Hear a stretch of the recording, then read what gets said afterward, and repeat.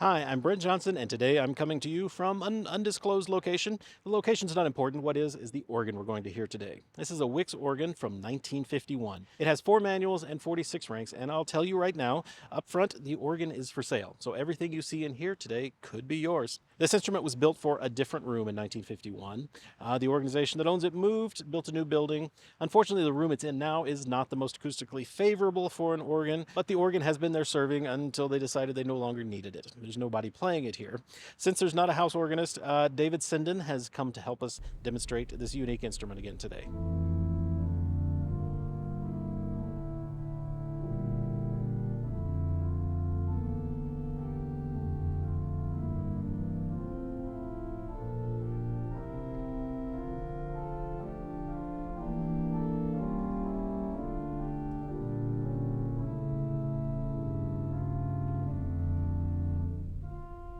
David, thanks again for joining me here and helping to show off this really unique Wicks organ from 1951.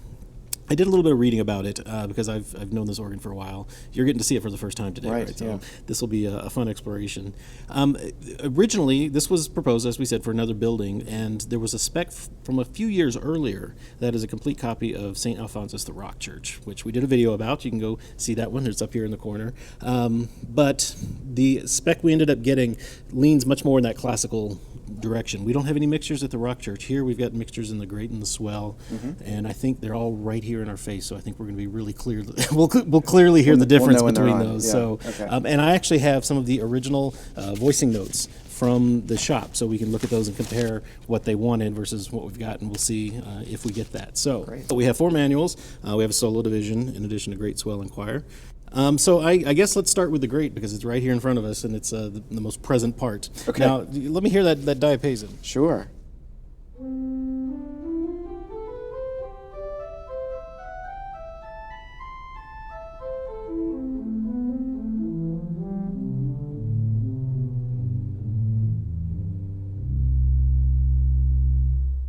Yeah, definitely big and present. Big. I have notes on that though. What did they? Here at the console, the bottom end sounds a little hooty. Well, it's to be voiced full and round, Yes, it's very round. but to avoid horn or blast. Okay. So they wanted some clarity, but the way they kind of got clarity, I think, before then was just to make it very big and in your face. And so Yeah. here it's a little less Yeah. than those big 1930s diapasons. All right, so going up there, we have a 4-foot octave. Mm-hmm.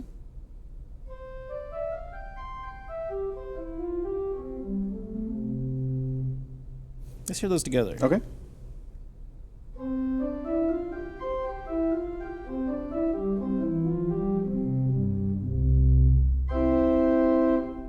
The note said that is to be like the 8-foot, so it makes sense so that they blend.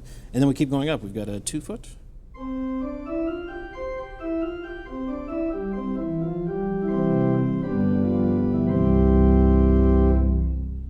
And then there's a 2 2/3 in there as well. Right.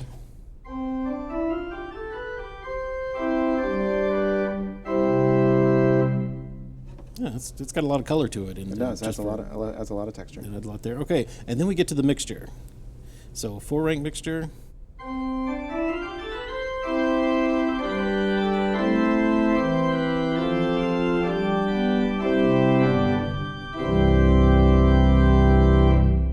So the notes there say, sprinkle with sufficient brilliance to enliven diapason chorus. And I think it does it. I think it does, yeah. It's very bright, certainly right here in our face. It's literally right behind that wall. Mm-hmm. So it's probably not where it was originally planted in regards to the console. Right, But yeah, but a nice clear chorus there. Yeah. So I don't know how it sounds out in the room, but here We'll find out. All right, what else we got in there? Let's see. Some softer stops. So there's a Gemshorn 8-foot.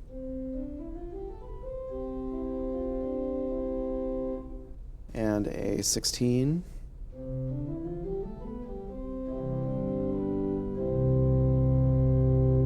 Our notes here say, to the soft side but firm in character, slight string. So I agree, that's more stringy than fluty. Yeah. It says clear in speech, and then the strength above the choir dulcian, which would make sense that you want your choir strings to be a little softer than your great strings. So, okay, Right. That carries through. What else we got in there? Let's see. There's an 8-foot walled flute.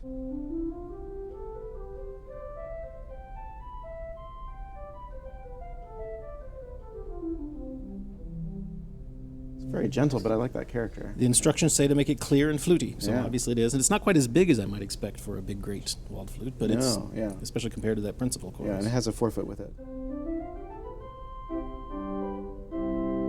So are those duplex together? Yeah. Okay. And then I think we're looking at the reeds now. I guess so. So there's these are from the solo. Okay, so there are no independent great reeds.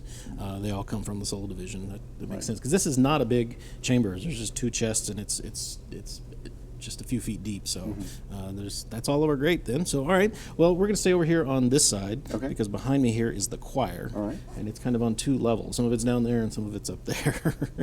So what have we got in the choir? Let's start with this English diapason.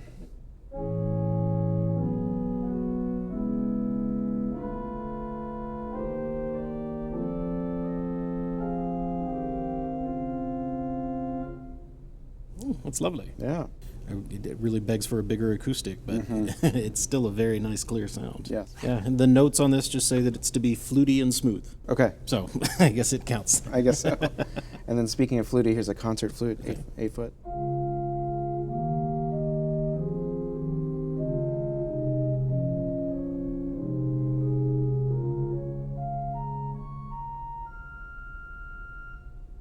Yes, it has, as the voicing notes say, a slight sparkle of brilliance. So yes, that's how you can define all these. I'm getting a whole new vocabulary here for some of these stuff. Very good.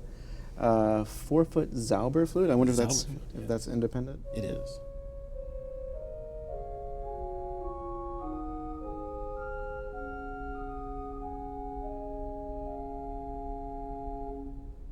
And that's a capped flute that has a harmonic hole in it, so it gives us a nice clear sound. I have not seen many Wicks Zauber flutes, so that's must have been something that the people here wanted at the time. I don't know. Interesting. Yeah. Okay. And then a Dolcan. Dolcan. Very soft.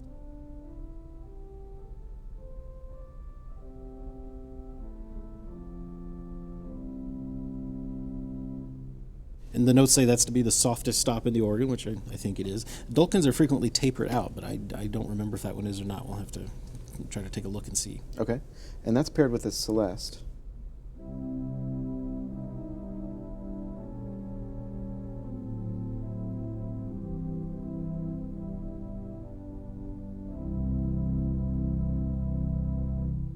Yeah, that's lovely. All right. There's also a 4-foot with that Dolcan. Just duplexed at 4-foot Sure, pitch. yeah.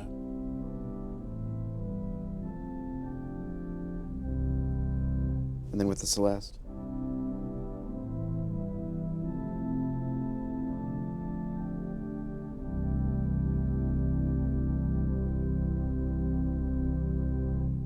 And the choir is expressive, so It is. that can be closed down. So we could close that down to this.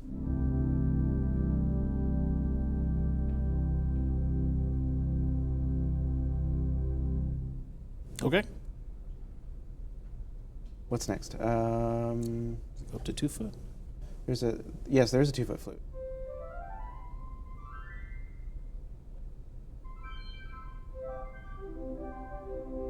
Okay, 2-foot block flute. Let's hear that with the 8 and 4, just to see what our flute chorus sounds like.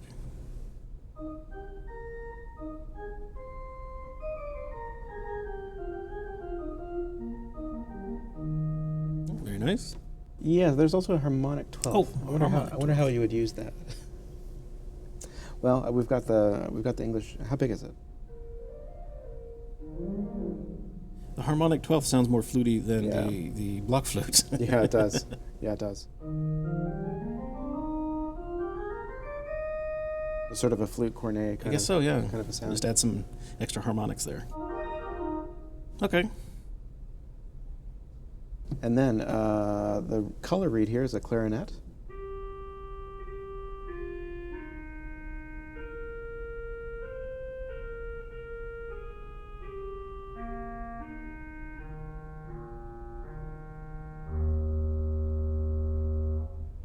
The notes say this is a large scale with a bell top, so it's a bell clarinet, and it's supposed to be similar to the gamba on the solo in strength. Oh, okay. So we'll have to figure out if that's that's true. if they match. I'm Okay. sure it's possible. Okay, and that's everything in the choir, correct? Yes. Well, let's go up to the solo. It's opposite us on the other side of the room there, and let's start with that gross gamba and see if is it about the same as the clarinet.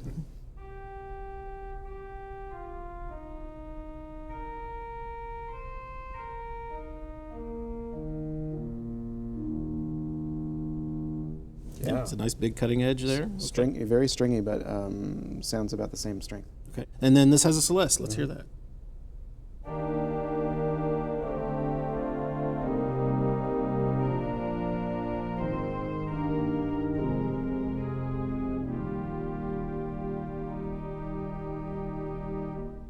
Our notes here say those are supposed to be large and broad. So there we go. Yeah, it's a lovely color. And of course, the solo is expressive as well. Right. Although the door is not completely shut today. Okay.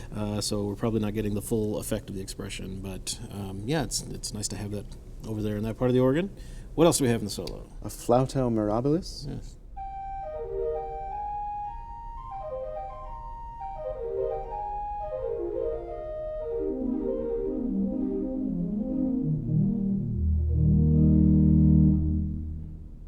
In the original notes, that's called an orchestral flute. Okay. And it's supposed to be large and bright. So, yes. Okay, going on. Here's a French horn.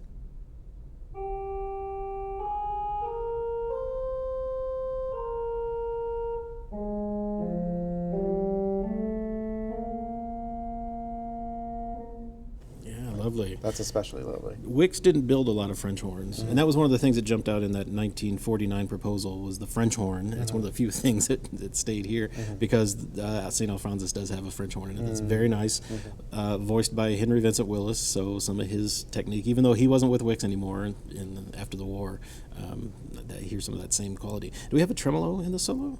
Yes. How does that sound with the French horn and tremolo?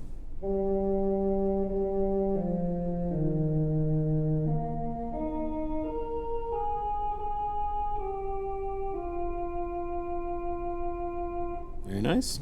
Okay. And then we have some big reeds in there, don't we? Well, there's also an orchestral oboe. Oh, forgot about the oboe. Okay.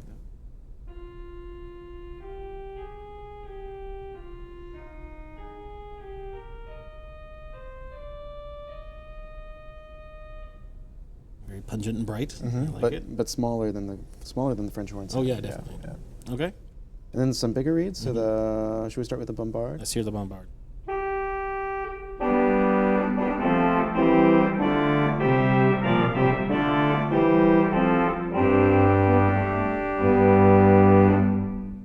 Yeah, the notes there ask for full and powerful, but it says to balance the full grade and the full swell. Okay. So since we don't have any great reeds, you would probably bring the bombard then in on top of your chorus, and you don't want it to be obliterated. I see. Okay. That was the goal. Okay. And then across from that is an 8-foot trumpet.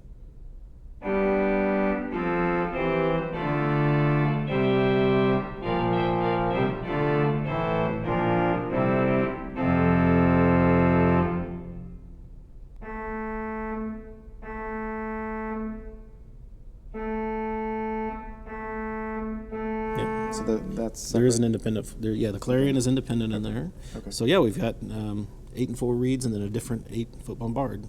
Right. So you've got a lot you can couple in there. Yeah. And then there is a 16-foot in that division, but it belongs in the pedal, so we don't have to have a manual 16-foot reed there. There's a separate 16-foot bombard. Oh, okay. That's in the solo division, but it is not that solo bombard. So we'll hear that in a bit. Okay. All right, so that's everything in our solo. Right. Let's go then to our swell, which is over on that side. All right. And I guess start with our diapason.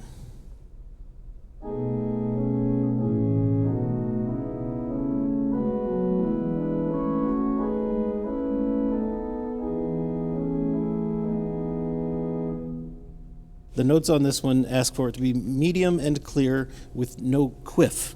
I assume that might have been somebody's word for chiff. Yeah. They didn't want any edginess to it, so we knew that was coming, but they were steering away from it.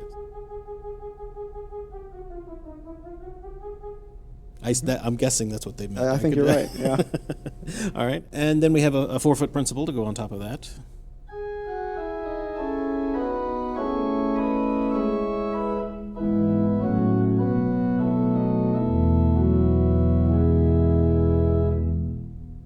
indication there is that is to add color to the 8-foot diapason, which I believe it does. So it's a nice little chorus. All right, and we don't have. Do we have a 2-foot? Well, the 2-foot is an octavan. Oh, octavan. So a harmonic flute sort of sound. Let's see what that sounds like.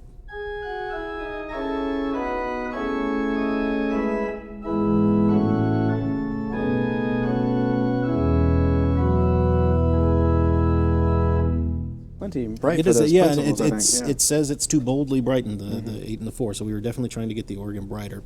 One thing I kind of skipped over that I wanted to talk about back here on the choir, and this is true in the swell as well, is this is still a 73-note chest, meaning the notes have an extra octave up here if you want to use the super coupler. So that's where, certainly before this period, they were getting their brightness for the organ, was just they expected you to turn on the super couplers. And I think there's some of that thought still going on here, and they're trying to overcome that. I don't know. Our grate doesn't have 60. Our grate is just 61 notes. It doesn't have 73, but the choir and most as well, the 8 and 4-foot pitches. Interesting. So yeah, you have that. As if you don't want the 2-foot, you can turn on the 8 and 4 with the super coupler and get a similar sound, but not quite as bright as that, I'm sure.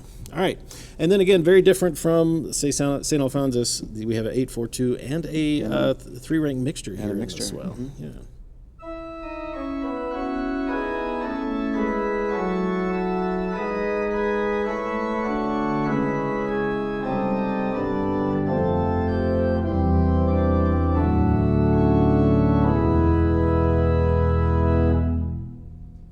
It's not as bright as the great mixture. No, it just seems to gently rest on top of those And things. I just checked the notes. The lowest rank in the mixture is a 2-foot. So the octavan might go better with flutes than it does with the, but it's definitely in the notes. They say it's all supposed to work together. So you have a lot of options there for what you can do. All right, well, let's hear some of our other 8-foot stops now. Okay. So here's a 8-foot viola. Okay.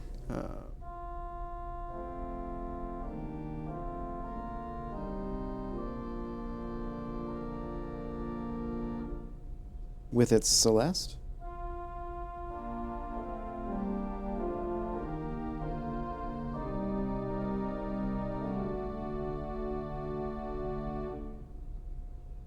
And the notes on that say broad and not too stringy, but that's still pretty stringy for the period. So yeah, it's a unique sound. There's also a flauto dolce.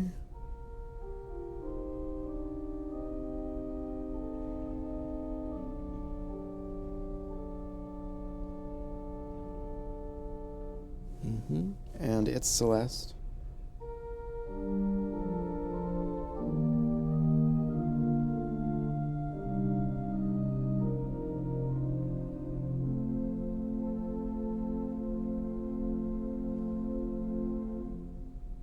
And then there's also a 16-foot at that pitch. Not at the pitch, but yeah.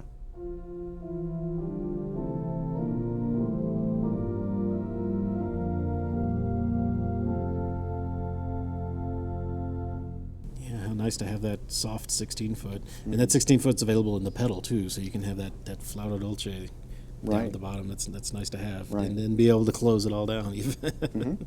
All right. Let's see, a couple of flutes. There's an 8-foot gedect.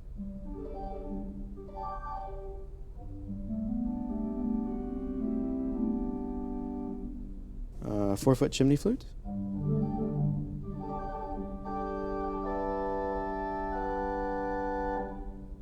Oh, very nice. And then it's just reeds from there. All right, what do we got there at the 8-foot? We have a trumpet. This is distinct from the other. Okay.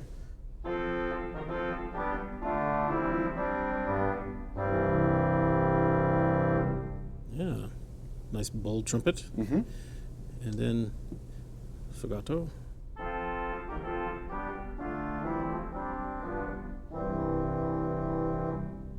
Yeah, we don't have an oboe, but we've got this sfogato, which almost is very oboe-like in quality. It is. And also at 16 pitch.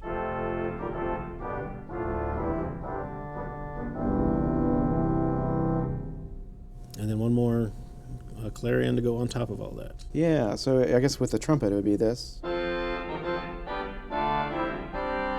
And then all the reeds together.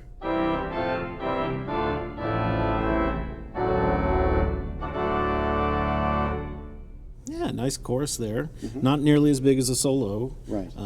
Even though it's right here in front of us, it's still pretty gentle. And I imagine it makes a nice chorus with the swell. And yeah, you probably want something bigger if you're bringing it in with the grate. But we have a few independent ranks in the pedal. There's a lot of stuff borrowed. The one big thing to talk about is in here in this closet, back behind us, going all the way down to the floor, we do have an independent 32-foot Borden that comes up to 16 and 8. So let's just start at the 8 and kind of go down into the 32. Okay.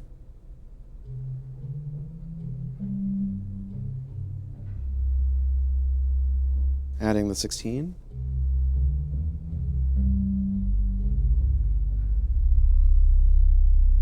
And then adding the 32.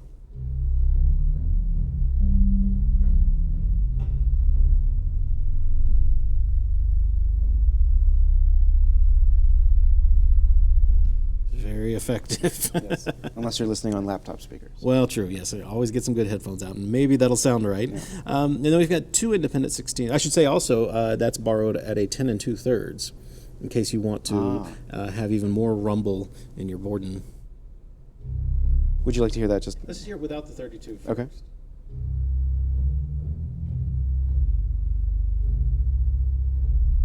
It's a lot of rumble already.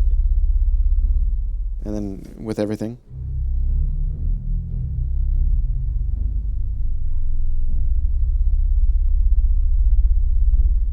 And I didn't notice till looking, it even goes up to 5 1/3, so there's a few more notes on top to give it our quint.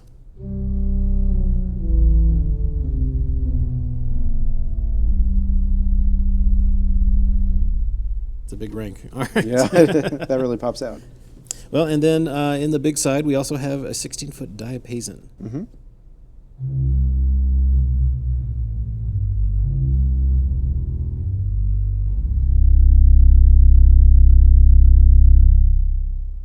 Resonates really nicely at low C. And it's to be large and firm with avoid rumble, it says. And I believe that's all in open wood. And then on top of that, we have a 16-foot violone.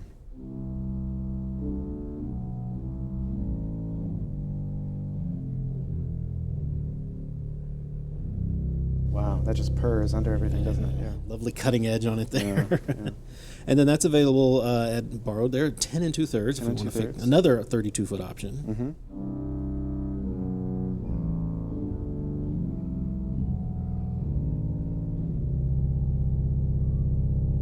Stringy. Yeah, it gives you a couple of resultant pairs. I'm wondering if you could do like the diapason and the viol quint, and then your other option would be, say, the Borden and the Borden quint, or 16 for the violone and the Borden quint. You can play around with those combinations. Here's the diapason and the viol quint.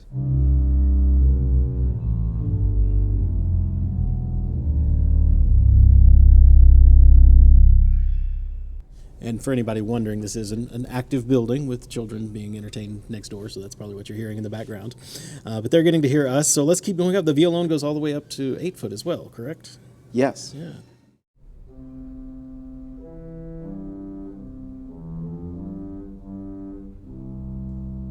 Beautiful string color. Yeah, again. lovely cutting edge to it. I love that. Having that in the pedal is amazing. All right, and then we still have those are our independent 16s in flue pipes. And then you've got a lot of borrowing options. The Gemshorn over here, the flauto dolce from the Swell, and that's available at 8. Also at 8 foot. And then we have some independent 8 foot. Here we have an octave, which is not part of the diapason. It's an independent 8 foot. Right.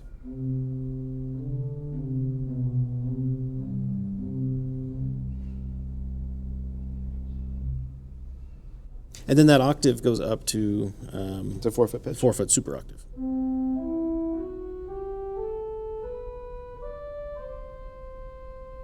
Yeah, so that's nice because we do have an independent 4 foot choral boss.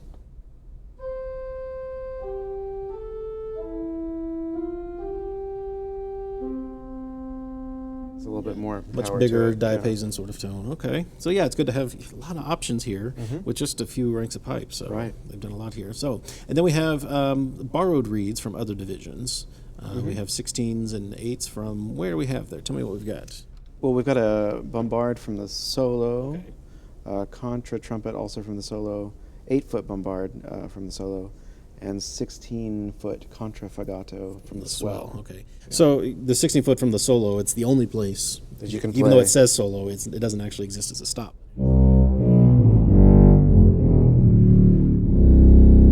You don't miss it when it's in the That's pedal. amazing sound.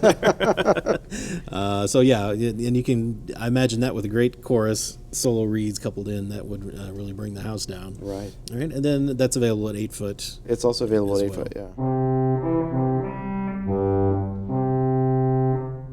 And then our trumpet and fagotto are also borrowed. So we don't have any independent reeds in the pedal. Right. So everything's borrowed from other divisions, but you've got so much. Yeah, but with those 12 notes added from the solo rank, that really makes a powerful difference, yeah. And there are a set of chimes, which are they playing today? I mean, they're available in the pedal and the solo. Yeah, pedal solo, and I saw them on the grate. Oh, they in the grate too. as well? Mm-hmm. They're not very happy today, but the G G is that one's sounding good. pretty nicely. Yeah. So that'll give you an idea what the chimes could be. This is an amazing, colorful organ. I remember the first time I experienced it and was just kind of blown away because I had not seen a Wicks organ of this period and this size.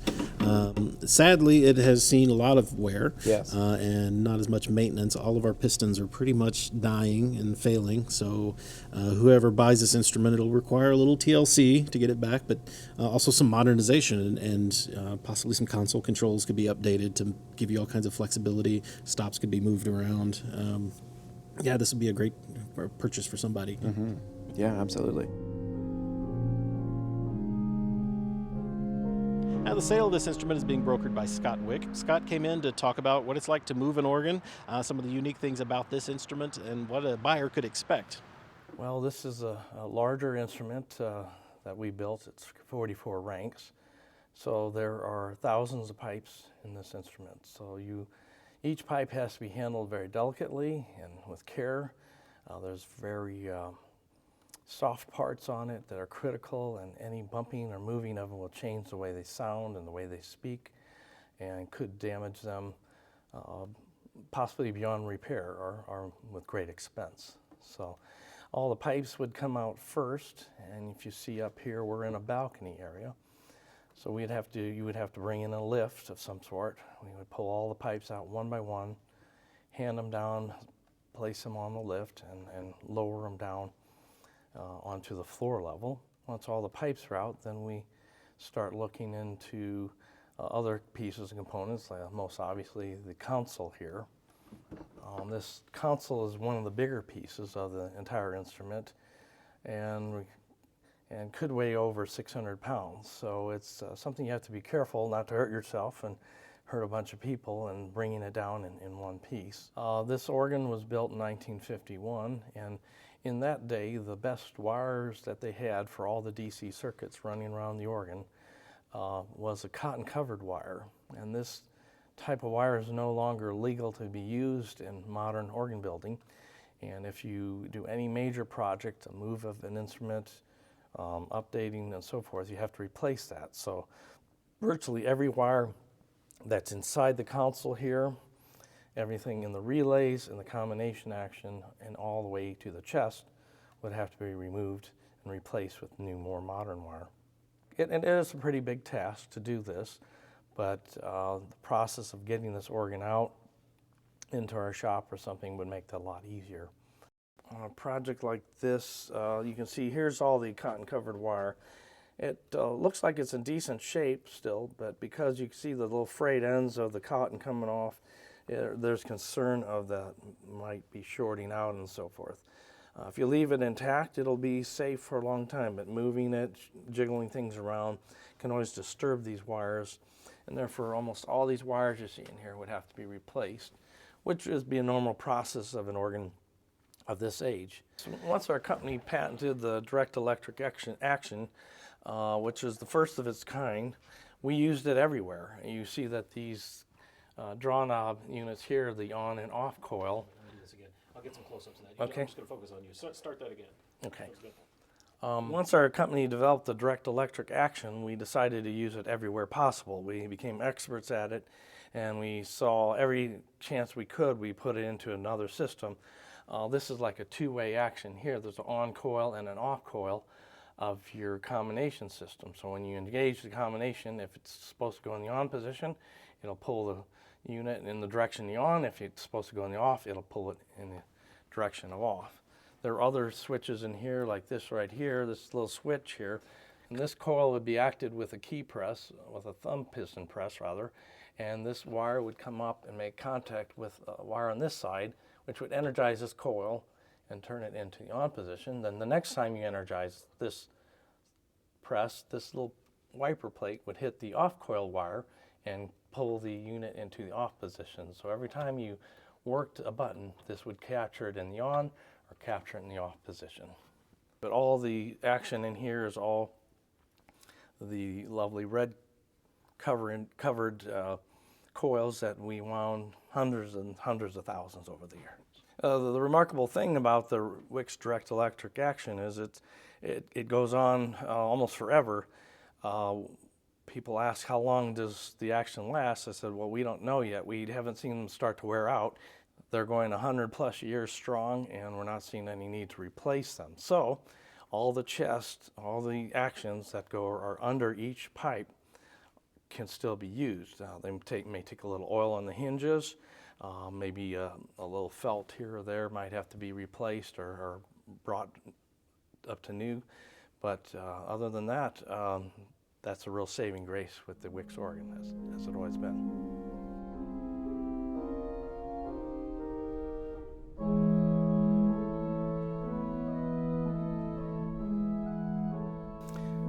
Okay, we are now in the great chamber, which is right in front of the console of this instrument.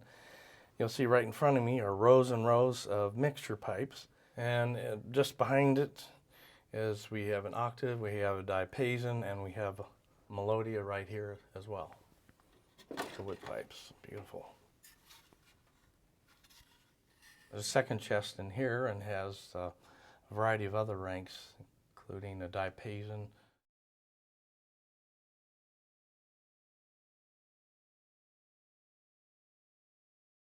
It's kind of interesting.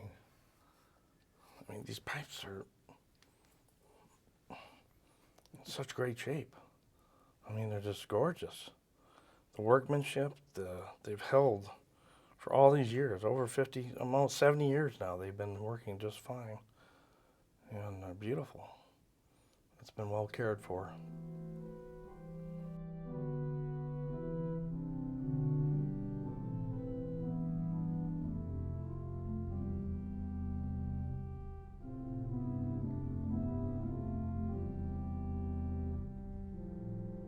Gedacht. Very small scale gedacht. But here we put the capped all the way up to the real small end here. What's this? Oh, these have a hole in the top. That's a flute. There's a little bit of stem on the inside. Extends the hole down into the pipe further. Well, in the swell here, there's 3 chests in here, 2 main chests, and then this other offset chest over here. And on the floor in the back are all the 8-foot pipes and some 16 wood pipes inside this chamber.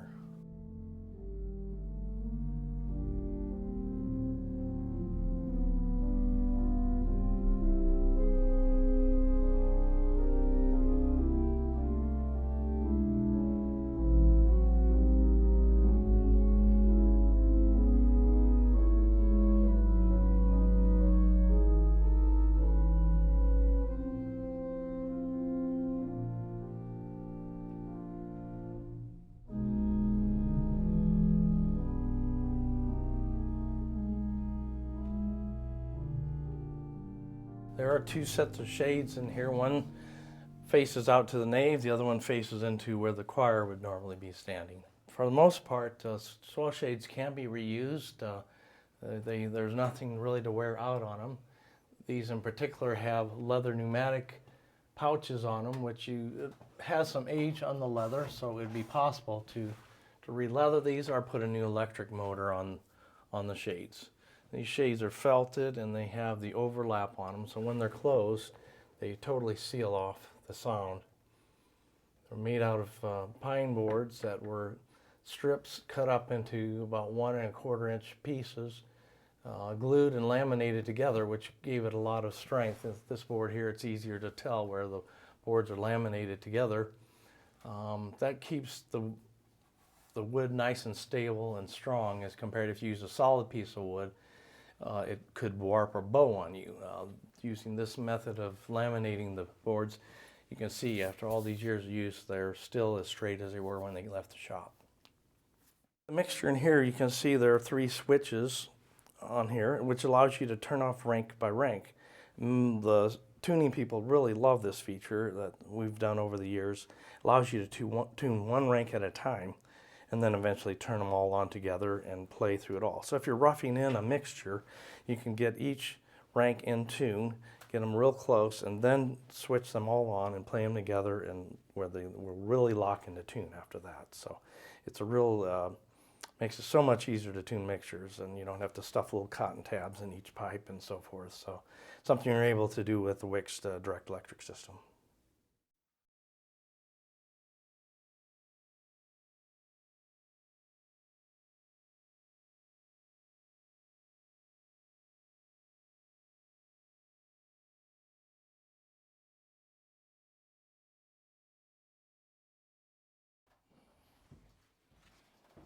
We're in the solo division.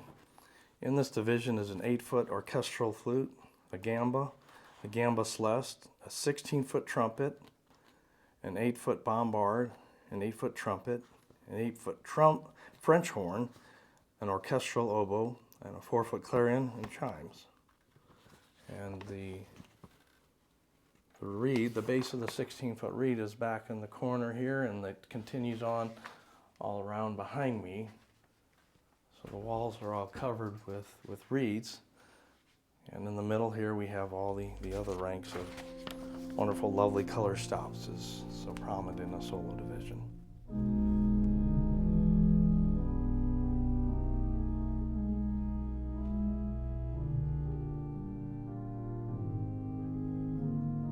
Okay, well, the choir division is behind this wall here, but there's an access point down on the story below into a door that we can walk in rather than crawl down a ladder. So we are going to continue past this choir division.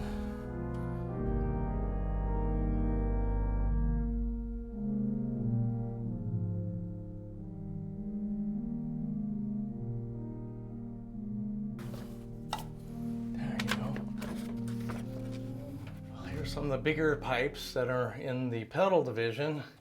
Included in this is a real 32-foot Borden right here, this wall of wood, which extends up on the level above. We also have some 16-foot diapasons in here, a violone, and a Gemshorn are all at 16.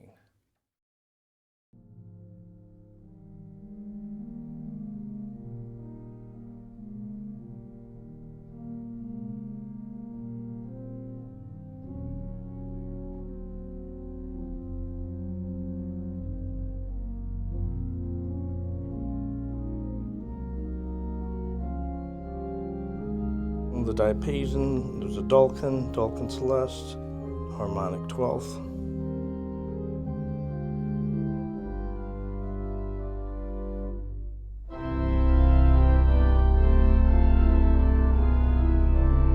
Well, we're in the second level of the choir division, and we have the clarinet in here, we have the concert flute, and we have the Zabel flute.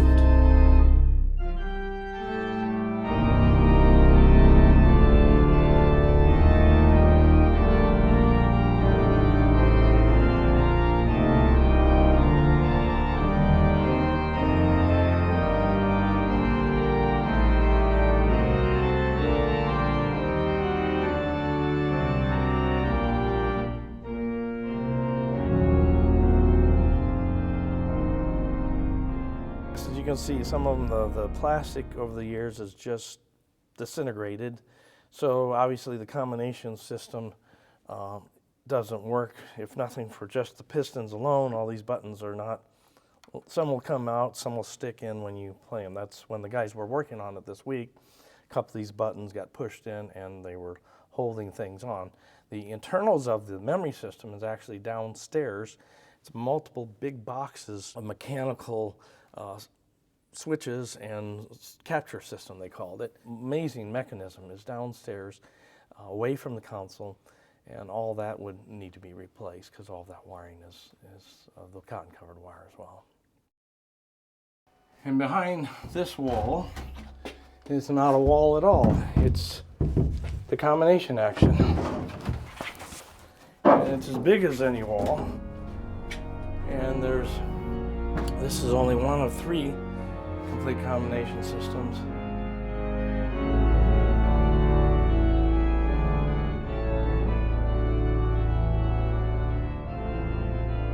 The setting process would be to hit the set button. It would lift up your memory capture gates here, and then you would turn on your stop. That would pull the wire on one side or the other, either on side or the off side of the contact plate, and that would energize the coil, the on or off coil. So after you release the set button, this drops down and captures a little wire in here, wiper contact that keeps it holds it in the on or off position when you go to recall your memory.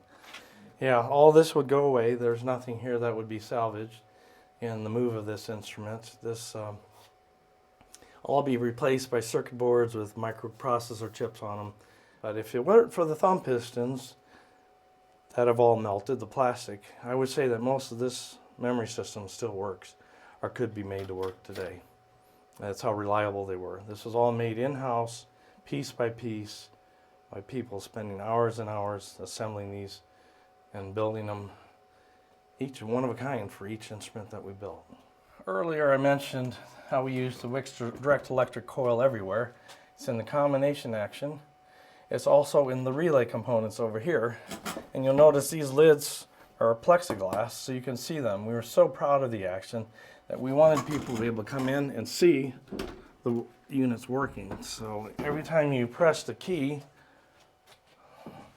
one of these units would work, and these groups of wires would go down, one for each rank. So you can see the rows and rows of wires that these little contacts would make. They're pretty shiny there where they've been used. And every time you play a key, this unit would operate and make contact for your relay. This is box number 2, and right behind it is box number 3. Now, the generator is in the other room, and this was before the advent of the diode and what we know as a rectifier that supplies the voltage to the pipe organs today that are run off electricity. So what they did, they had electric AC motor that would spin a generator, which would then create the DC voltage for the whole organ. So you had a blower motor, you had a generator motor, and then the generator itself supplying DC voltage to the organ. And that was the standard way of doing things back in the day, prior to the invention of the diode and then later solid-state circuitry. It's running off the generator as we speak, yeah. As this organ runs and you turn it on, that spins up and it's doing its job.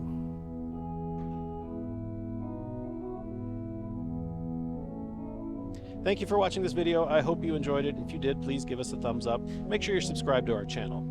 My thanks to David Sinden for his help today, and especially to Scott Wick and the crew of the Wicks Organ Company, who worked hard to make sure this instrument sounded its best. It did. Thank you guys. If you're possibly interested in knowing more about this organ and how one could purchase it, well, you need to contact Scott Wick at the Wicks Organ Company. There's information down in the description below about how you can do that. There's also a link to the full specification of the organ. And there's information about how you can become a sponsor of the Organ Media Foundation. It's April of 2023, and we're winding up our annual fundraising for the year. And I hope you've had a chance to jump in and help us create more content for the internet and to keep our stations on the air. Those stations, by the way, are OrganLive.com, Positively Baroque, and The Organ Experience, where you can find streaming classical organ music 24 hours a day. Thank you for watching. I'm Brent Johnson. I'll see you next time.